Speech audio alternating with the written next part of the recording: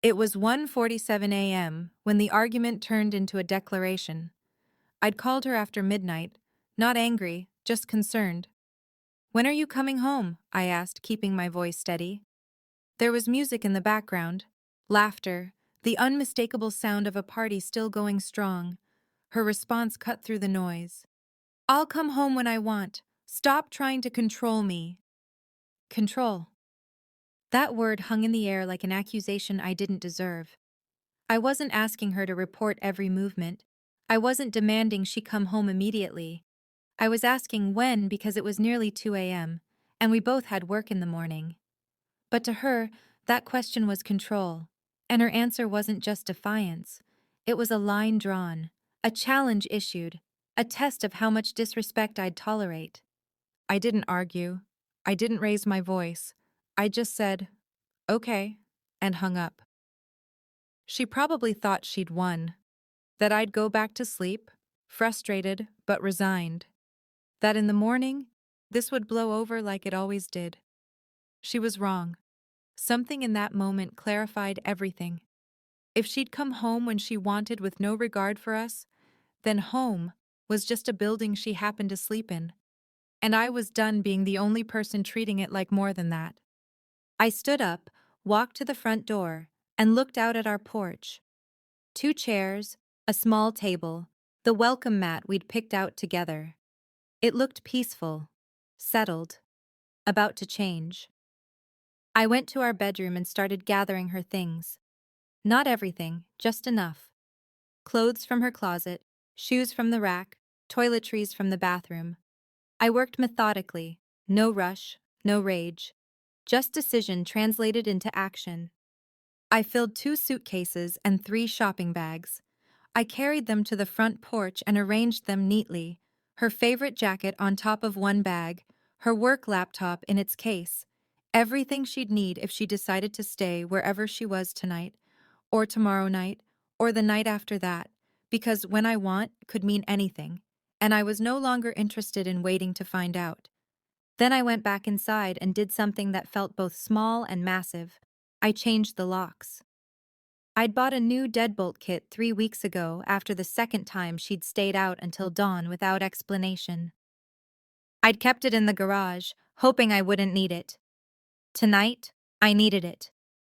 It took 14 minutes to install. 14 minutes while her things sat on the porch, and the house slowly stopped being ours. When I finished, I stood in the doorway, looking at her belongings outside and the new lock inside. The physical separation matched the emotional one that had been growing for months. I took a photo. Her suitcases on the porch, the house number visible above them, the porch light illuminating everything clearly. Then I sent it to her with one line. "There's no home to come to. Come when you want. Your things will be waiting." I didn't wait for a response. I turned off the porch light, went inside, locked the new deadbolt, and sat on the couch in darkness.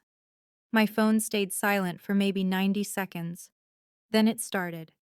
One call, declined, another, declined. Then texts started flooding in. "What is that?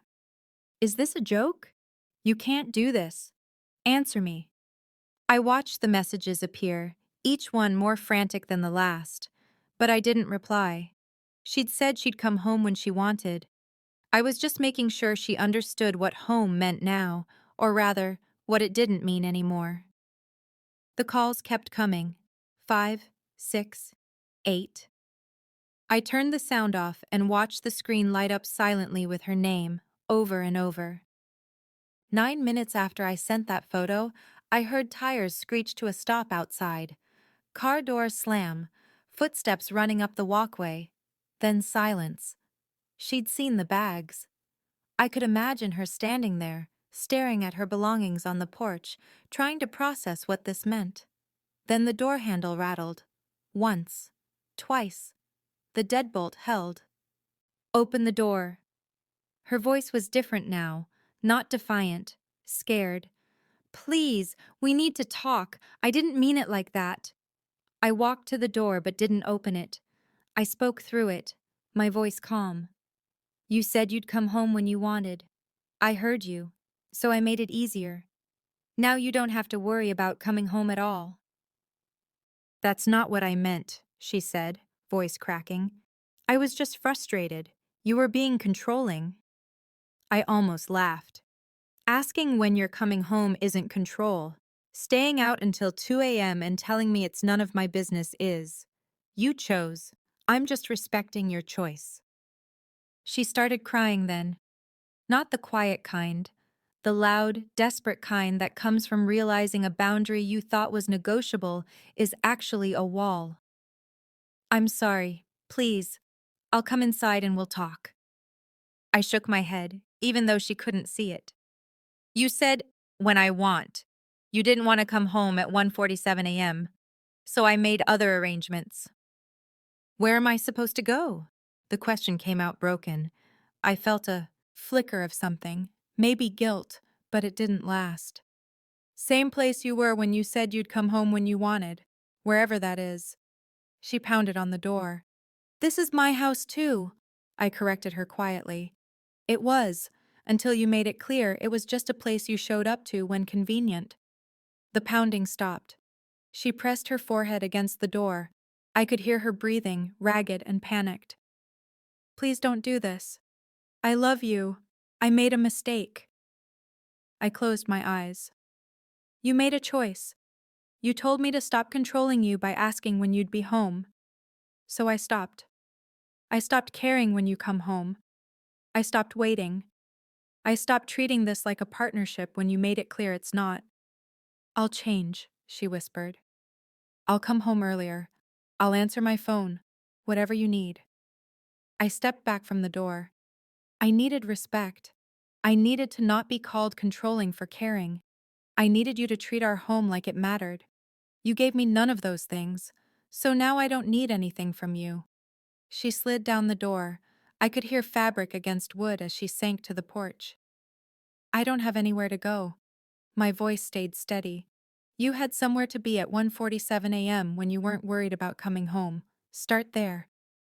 I walked away from the door, her sobs following me into the house that was suddenly, strangely quiet. I sat back on the couch. My phone continued lighting up with texts. Apologies, promises, threats to call the police. I responded to that one. Your belongings are on the porch undamaged. The house is in my name. You told me you'd come home when you wanted. I'm just honoring your independence. 20 minutes later, I heard her car start. The suitcases scraped across the porch as she loaded them, then silence. She was gone. Not when she wanted, but when she had to be. The difference mattered. In the days after, people asked if I'd overreacted. If one comment was worth ending things over. I told them the truth. It wasn't one comment. It was months of coming home when she wanted, treating my concern like control, and slowly erasing the difference between a marriage and a roommate situation. That text wasn't the problem. It was just the moment I stopped accepting the problem as normal. At 1:47 a.m., my wife said she'd come home when she wanted. At 1:58 a.m., I sent her a photo showing there was no home to come to. 9 minutes later, she was on the porch crying, learning that when I want works both ways. She wanted freedom from accountability. I gave her freedom from me. And sometimes the most powerful thing you can do is take someone at their word and let them live with exactly what they asked for.